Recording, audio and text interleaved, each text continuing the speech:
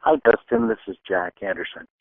And wow, what an innovative way to do recordings and all of this kind of stuff. This is very interesting. I'm very curious how the process will work. And I also want to offer that if you'd like any more information or I can elaborate on something more, don't hesitate to ask because this is very creative and I want to be supportive. So I'm going to be addressing four things in this interview. I'm going to talk about my background. I'm going to talk about the emergence of design science as the next step in traditional drivers of innovation. I'm going to talk about collaboration in business and how that plays a role. I'm going to talk about some of my recommendations from my humble opinion. At any rate, so my background, I've managed people and programs and products for over 30 years now.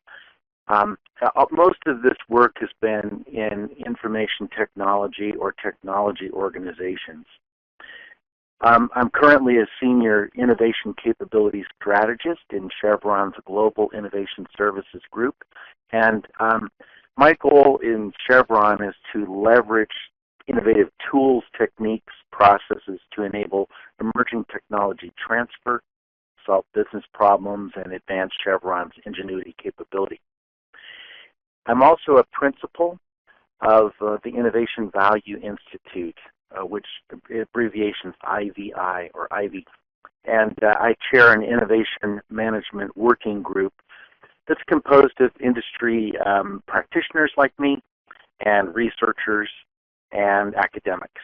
So it's a very interesting world.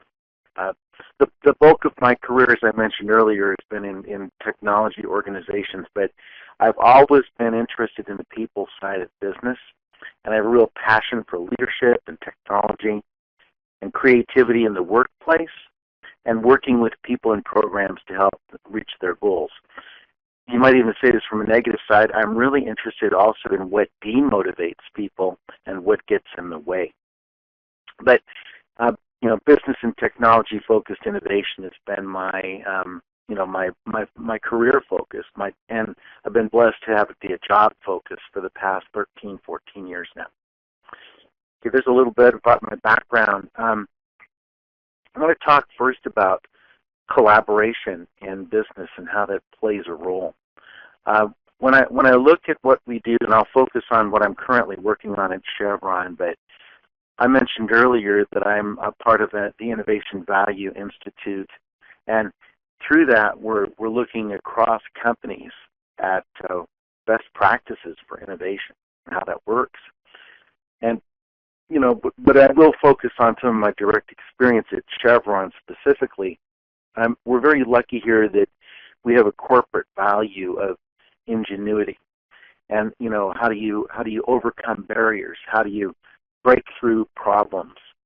But one of the core values, or one of the core descriptors in that ingenuity value, has to do with collaboration and communicating internally and externally, so that you can actually work together and overcome things together. Funny thing about innovation and work, a lot of people think that innovation is kind of serendipitous. It just kind of happens. It's just like part of who we are as human beings to be agile, adaptive, creative, innovative. And while I do believe that's true, the problem is that when you try to do something, especially in a business environment, you likely need to work with other people. And very unlikely you're producing some product or service for yourself. You're doing it with someone else. But what I'm getting at is when you involve more than one person, you need to kind of look at it, especially in the complex corporations like I've been working in my career. You need to have processes, procedures by which people can easily communicate, collaborate, creatively respond to things together. So one of the core things we are looking at here at Chevron is collaborative processes, collaborative tools, collaborative behaviors. And so, it's interesting, Dustin, you asked the question, how does collaboration play, in the business field? How does it play? I would say you cannot have business if you don't collaborate. So, I mean, put it into practical terms, we're looking at ways by which we can share ideas together. How can we leverage and build upon the ideas of others? How can we build upon the learning of others? And, it's a very interesting process by which if we openly can share ideas and you're able to look at them, or maybe we're able to collaborate on a problem together and look at that from our different perspectives. These are things that help overcome challenges. And look at what we're trying to do in terms of business, speed up the supply chain, speed up the decision-making processes that happen and so forth. All of this, I believe, comes with a core of collaborative process. So let me go back to what I do at Chevron here. I work with a team. Our focus is around processes and tools to bring people together, overcome barriers, or think creatively about problems. And we look at processes and tools to make that happen. And a lot of our tools and processes are around design thinking and how we can draw out ideas, but do them in a purposeful way, designed with the customer or the end user in mind.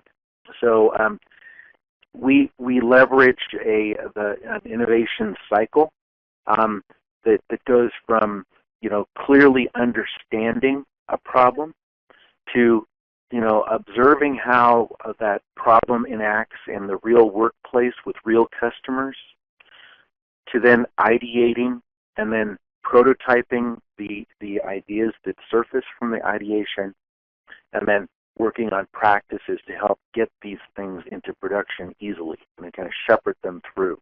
That's the cycle that we use. And you could picture there are tools and practices in each one of those steps that I'm always out there scanning for more and better practices, best practices. And I do have to say something I've really learned in my career. I'm doing this now at Chevron for the last 5 years rather. And before that, I worked for 20 years at Intel. Before that, I worked at Lockheed Missiles and Space Company way back when, and now that's just Lockheed Martin or whatever. But anyhow, here my age shows. But whatever, in all these creative companies and so forth, and all these complex companies, practices by which we can enable and move things forward with quality, with excellence, and now in most recent years in ingenious and creative and adaptable ways are very, very, very important. And one thing I've learned is that you can go out and find great tools, but you need to adapt them or modify things to your own environment. I currently work in a very conservative company, as opposed to when I worked at Intel, which was a very more radical company. Some of the practices I used at Intel wouldn't fly here, or some of the language maybe even used wouldn't fly in a conservative company like this. For example, there are practices by which you can share ideas or you can test ideas, and in a company like Intel, failure was an okay thing. If you tested something and it failed fast, you actually save a lot. And it's not really a failure if you learn. So, that whole in-your-face kind of get it out there, try it, don't worry if it's perfect, that approach needs to be modified a little bit in a conservative company like I work in right now. We have a real focus here on safety and an injury-free environment. So there's a whole undertone that's very important in an industry like this where there can be problems, because there are some areas of our work that's very dangerous. At any rate, so we don't kind of go the in-your-face route here, but we do retain the learn from trials that don't go the way you thought. That's a I don't know what would I say. That's a pretty high level example, but my core point is you need to adapt things to the different environments by which you work. This kind of leads me to something. I mentioned our design cycle, our innovation cycle that's based on design thinking. And if you go out and look at the literature, there's a ton of thought about this design thinking and how you can enact that in a work environment. And I've been watching the last couple of years the emergence of design science, which is a very interesting thing, design science, which looks at both the way the human mind thinks about and creatively adapts and designs things, that artistic side of our brain. And the science part of it is are there things that we can do to make things more predictable, more measurable, more scientific, and so think about that. If we were able to tap into some of our design thinking processes and be able to implement activities where you could have more predictable outcome, maybe we could tighten in the way that we receive input about ideas in more scientific ways. Maybe when we do ideation processes, we can leverage some of the latest design or scientific thinking around the way the mind works and so forth. Anyway, I'm beginning to be pretty convinced that design science is the next step where our innovative processes, practices, tools are going. I'm not saying we're going to move away from design thinking. It's been very, very, very helpful in us framing things for innovation practitioners. But I believe that there's something that we can do to tighten it up now. We've been kind of cowboys running innovative processes for a long time. Maybe there's something we can do with design science. I'm currently exploring that. And I'd like to put out a call to action for anyone that is listening to this or reading this, that if you'd like to talk to me about this, I'm really interested in anyone interested in this topic of design science. So my last point was going to be about what are my recommendations. And I mentioned my design cycle, the innovation cycle. It goes from truly having ways of getting a group and people to understand the problem and then observe it in the real environment with customers, and then ideate on solutions. The next process is to prototype them rather, and then move to production. The thing that I'm spending a lot of time now in is that observation step. How can we get people, especially technical people or functional experts, who are trying to come up with better solutions for problems or customer needs? How can we help them observe the actual problem in the real environment better? Observation skills and observation techniques are something I'd highly recommend people focus on. There are some problems when you think about standard ways that people observe something. It's only natural if I'm an expert in something. If I'm a tech expert or a functional expert, if I'm looking at something, I'm going to look at it through the lens of my bias, of my expertise. And sometimes what that provides is the same old answers or kind of predictable answers from what I already know. I'm not saying there's anything wrong with that, but if you find that your organization is coming up with the same old stuff or whatever, it might be because of that bias of expertise. So there are other biases that we naturally have that we try to train people to overcome, and we have processes by which we can help them just think out of the box or observe even out of the box. There's some great techniques out there, but this is also an area that I'm very, very interested in focusing on, and I'll put out the challenge to everyone listening or reading this, that if you have good observation techniques or you're interested in talking to me about this and thinking it out with me, really would love to do that. Before I go too much further, please feel free to contact me at my email. My email is jack.anderson, and that's Anderson with an O-N, at chevron.com, and Chevron, Chevron. So jack.anderson at chevron.com. Please contact me if anything I've said piques interest. I'm specifically looking for communications and ideas around this design science thing that I briefly brought up. And I'm very interested in observation techniques.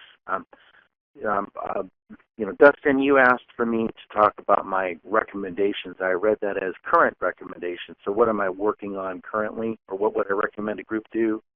It's those observation skills. I do have some other worries.